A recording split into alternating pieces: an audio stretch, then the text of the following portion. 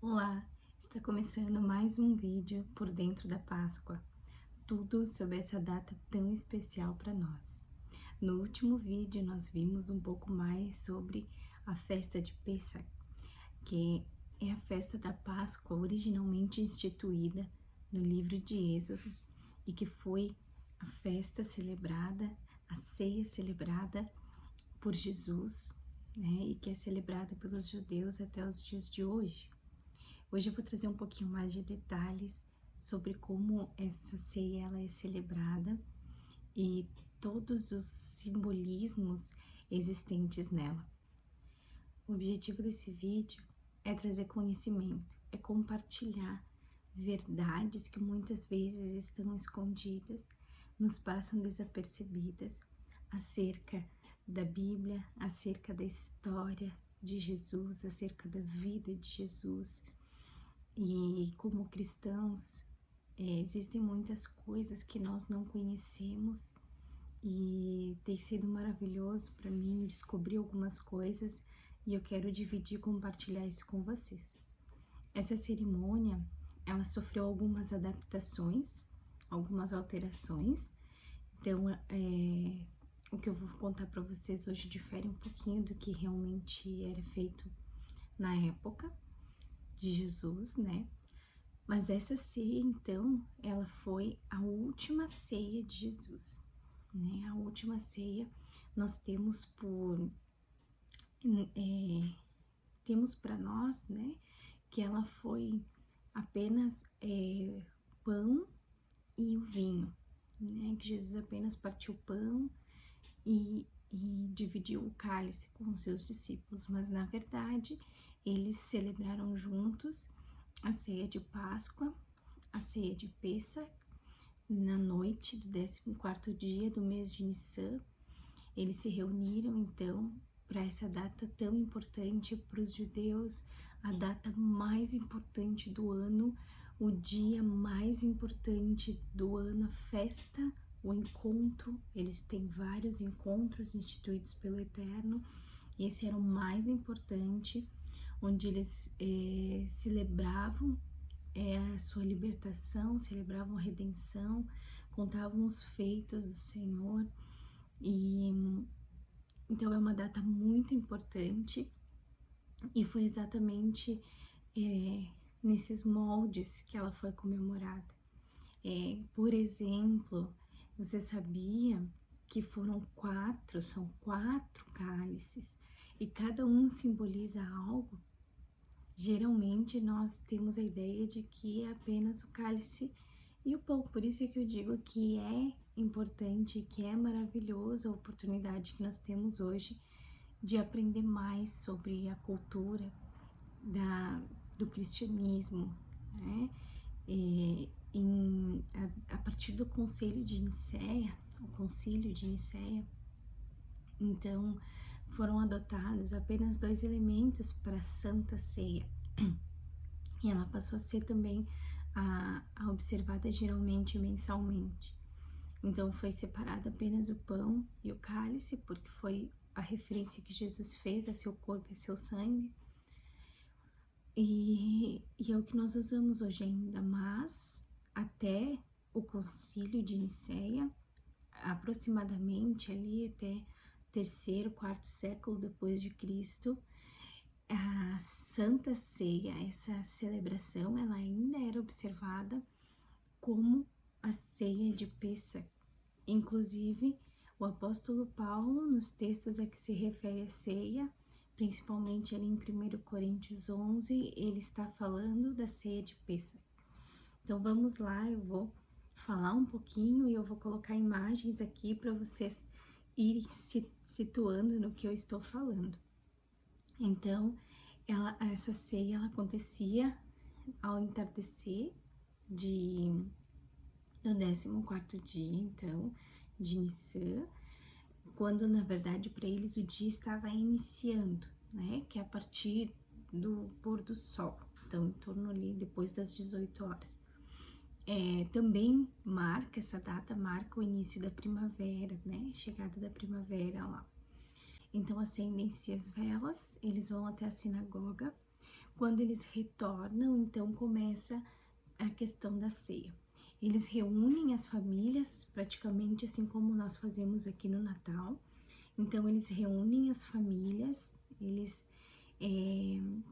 fazem, né, as mesas, sentam, celebram, conversam. É uma celebração que dura dura horas, né? A liturgia dessa celebração dura, né, 4 horas, 3 horas, ela é bem extensa. É importante ressaltar, por exemplo, nos dias de Jesus, não eram as mesas e cadeiras como nos dias de hoje. Não sabemos ao certo, né? Até existiam cadeiras, né? Enfim, mas geralmente era para pessoas muito ricas, né? Presume-se que Jesus e os discípulos tenham comemorado a ceia, então, dos modos tradicionais, que era uma mesa no chão, né, assim, elevada um pouquinho acima do chão, e sentava-se ao redor dessa mesa no chão. Então, por isso, algumas passagens que diz, né, por exemplo, a passagem que diz que o seu discípulo estava recostado sobre o seu peito, provavelmente eles estavam próximos, né, no chão. Também nós vamos entender depois por que ele sinaliza o traidor como aquele que molhava o pão, né, no seu copo, no seu prato ali. Vai fazer mais sentido, porque a Bíblia não traz tantos detalhes, porque ela foi escrita para um povo que sabia do que se estava falando quando se falasse dessa cerimônia. Então, por isso que não existem tantos detalhes, a gente só sabe quando a gente vai pesquisar a cultura e a história do povo. Então, eles comiam dessa maneira. Tem também um simbolismo que diz que eles comiam recostados para um dos lados, justamente porque era para fazer alusão de que agora eles eram livres, então eles comiam da maneira que eles quisessem, né? Então eles comiam reclinados para o lado esquerdo. Talvez por isso que talvez esse discípulo estivesse recostado no peito de Jesus. E então, nos dias de hoje, né, então se acendem essas velas e para iniciar, então, eles fazem uma oração e bebem o primeiro cálice. Esse primeiro cálice, ele simboliza a santificação, que foi quando o Senhor deu a ordenança de que o povo se santificasse. Daí, então, se dá sequência, eles comem um legume, geralmente é um nabo ou uma batata, uma cebola, assim, algo que seja sem gosto, e eles molham numa água com sal. Justamente essa água, ela simboliza as lágrimas deles no tempo que eles estavam como escravos no Egito. E esse legume, ele é assim sem gosto, justamente para despertar a curiosidade das crianças. Na verdade, tudo hoje, né, e durante o decorrer do tempo, era para despertar a curiosidade das crianças, para que a história fosse contada e que a história nunca deixasse de ser contada nos seus detalhes, né? O que eu acho lindo é esse legado que o povo judeu tem, que o povo de Deus traz, que hoje nós temos escrito, nós temos livros, bíblias, né? Nós temos acesso, nós temos a internet, nós temos vídeos, mas eles preservaram a história na riqueza dos seus detalhes, de geração em geração, honrando o que o Senhor ordenou como estatuto perpétuo. Eles fizeram, né? Então essas celebrações eram um meio de contar a história, de não deixar esquecer, de relembrar. Eles têm um prato chamado, se chama Akiará, onde ficam dispostos os principais elementos dessa ceia, que são cheios de simbolismo, cheios de significado. Então, esse legume, né, faz com que desperte a curiosidade e que relembre eles das lágrimas derramadas no tempo do Egito pelos seus antepassados. Depois, nesse prato, tem as ervas amargas, Geralmente são 2 tipos de ervas amargas, uma raiz, né? Pode ser ali um gengibre, é uma raiz amarga, e uma folha, né? Pode ser um alface, uma folha amarga, né? Ser independente. É uma raiz amarga e uma folha amarga. Depois tem uma misturinha que tem maçãs, nozes, tâmaras, e essa misturinha é até interessante que eles mostram, assim, se você procurar para ver, vira o prato, vira o potinho e aquilo não cai. É uma pasta que representa a argamassa, que representa os tijolos, o trabalho deles lá no Egito, assim como as ervas amargas representam a amargura que eles viveram, né, no tempo do Egito. Depois tem um osso ou uma asa de frango, algo assim, que simboliza que o Senhor os tirou com um braço forte, com mão forte da terra do Egito, e que junto também com um ovo. Esse ovo, ele é bem mais recente na cerimônia e vem substituindo o cordeiro, porque desde que o templo foi destruído, né, no exílio do povo, desde que o templo foi destruído, então não há mais sacrifício de animais, o cordeiro não é mais sacrificado, hoje eles já não sacrificam mais. Ainda tem famílias que consomem a carne do cordeiro nessa noite, mas o ovo tá ali substituindo, representando o sacrifício, né? Representando uma vida. E tem muitos outros elementos, ultimamente têm sido adicionados, mas o tradicional mesmo é isso. Então, isso vai se consumindo no decorrer da ceia. Então, era um prato muitas vezes compartilhado. Então, por isso que a gente pode entender que Jesus não expôs para toda a mesa, mas só para aquele discípulo. Esse assim, ó, falou baixinho, e esse que tá molhando aqui agora. Então, porque eles compartilhavam o prato.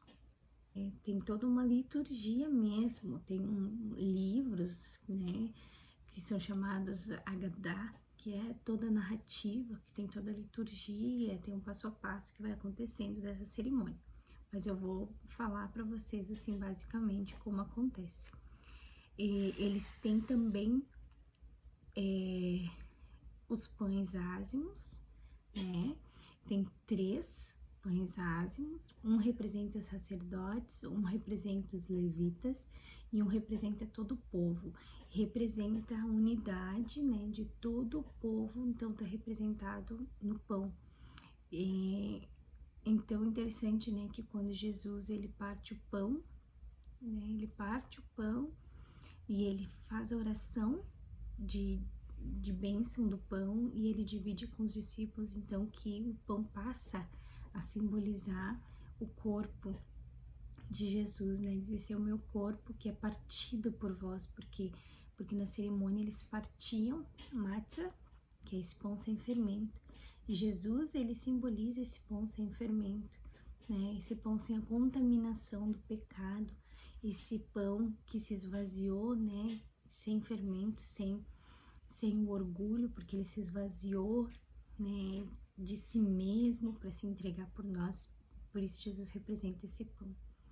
A segunda taça que é bebida é a taça que representa a salvação, que então simboliza realmente quando Deus tirou o povo do Egito e a morte, o castigo de Faraó e dos egípcios.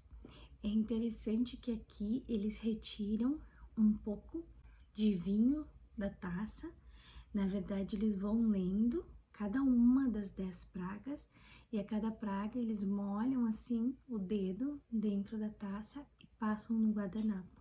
O que significa? Porque o vinho, ele sempre significa alegria e celebração. Apesar de cada taça ter um significado a mais, ela é a alegria, simboliza a alegria.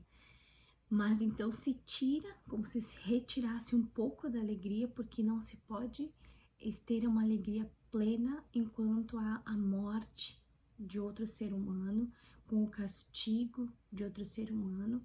Então o Senhor não se alegra, a palavra diz que ele não se alegra com a morte do ímpio, mas ele se alegra com o arrependimento. Muitas vezes é necessário, mas não há alegria nisso. Então, por isso, o povo diminui essas gotas do seu cálice, relembrando, né, que foi com um custo muito alto de uma nação inteira que o Senhor livrou Israel do Egito. Tá? Essa é a segunda taça. A terceira taça é então a taça que representa o sangue de Jesus. Foi somente quando ele bebeu a terceira taça que ele disse aos seus discípulos: esse é o cálice da nova aliança, esse é o meu sangue que é vertido por vós. É o cálice da redenção. Esse terceiro cálice, na cultura deles, desde que a Páscoa foi instituída, lá em Êxodo, ele simboliza a redenção. Então, quando eles participam desse cálice, do terceiro cálice de Pessach, é que Jesus diz: esse é o cálice da nova aliança. Não foi o primeiro, não foi o segundo, o terceiro cálice. Por isso que nós precisamos conhecer a história, os detalhes. E então é esse cálice que nós trazemos até hoje, em memória, né, ao sacrifício de Jesus quando nós participamos da Santa Ceia. Terceiro cálice da festa de Pêssego. Nesse meio tempo, eles já comeram, né, já participaram, né, de tudo que está disposto à mesa. Depois da terceira taça, então, eles cantam um louvor, né, ali diz, a palavra remete, fala disso, mas não dá detalhes. Geralmente tem historiadores, enfim, que dizem que eles cantam o Salmo 118, enquanto tem outros que dizem que era feita toda a leitura, né, em forma de louvor, desde o Salmo 103 até o Salmo 118. É louvor, né, porque era em aramaico, então se você parar para ouvir em aramaico, né, eles fazem toda a leitura como se fosse cantada. Então eles entoam esse cântico e eles encerram, né, bebendo então a última taça, que significa que o Senhor nos aceite, que o Senhor nos abrace, que o Senhor aceite o que nós estamos fazendo aqui hoje em obediência, como honrando aquilo que Ele deixou como estatuto perpétuo. Ela simboliza isso, que o Senhor, então, que nos tirou da terra do Egito, agora nos aceite como seu povo, faça de nós o seu povo. Quem não celebra, na verdade, quem não está em Jerusalém, onde quer que eles estejam, eles sempre dizem que ano que vem nós estejamos em Jerusalém. E quem está em Jerusalém faz alusão de que eles estejam numa Jerusalém gloriosa, né? Como nos tempos do templo, como nos tempos ali de Davi, de Salomão. E assim, então, é a cerimônia do Pêssego. Essa foi a última ceia do Senhor. Claro que naquele tempo, então, tinha toda a questão do sacrifício, do cordeiro, né? Mas essa foi a ceia que ele dividiu com seus discípulos. Outra coisa bem importante nessa ceia também, que eu já ia me esquecendo, é que acontece em lavagem de mãos e a lavagem de pés, a cerimônia de lavar os pés. É nessa ceia, é o serviço uns pelos outros, é o amor, é uma forma de se colocar como servo do seu irmão. É o que Jesus fez, né, quando lavou os pés dos seus discípulos. Nessa última ceia também ele deixou muitas instruções. Ele sabia que era a sua última ceia e ele diz: como eu desejei participar desse momento com vocês. No outro dia, então, depois dessa ceia, o nosso Jesus foi crucificado, né? O nosso Cordeiro pascal foi oferecido por toda a humanidade. E eu espero que vocês tenham gostado de conhecer um pouquinho mais, né?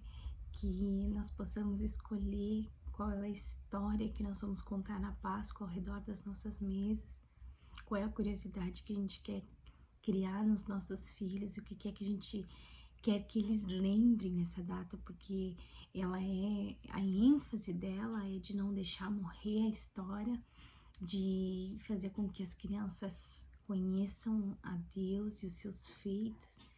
Então fica para nós a reflexão. Eu com certeza daqui para frente quero que a minha filha cresça sabendo como foi realmente a última ceia de Jesus. Eu amei saber e eu espero que vocês tenham gostado e que nós como cristãos possamos ir resgatando inúmeros valores que se perderam. Nós não queremos, como alguns dizem, enjudaizar nada, mas é de fato a nossa história, porque a palavra diz que nós fomos enxertados, nós fomos adotados, e não é porque nós não praticamos que nós não devemos conhecer como foi, por que foi, tudo que essa data carrega, tudo que essa celebração carrega, e que nós possamos guardar isso também como estatuto perpétuo, que como cristãos, os nossos filhos ao redor da mesa, eles saibam de todos esses feitos maravilhosos do Senhor e principalmente, o principal nessa data, que eles relembrem o pão da vida, né? E o sangue da nova aliança, que é Jesus Cristo. Que Deus te abençoe e até o próximo vídeo.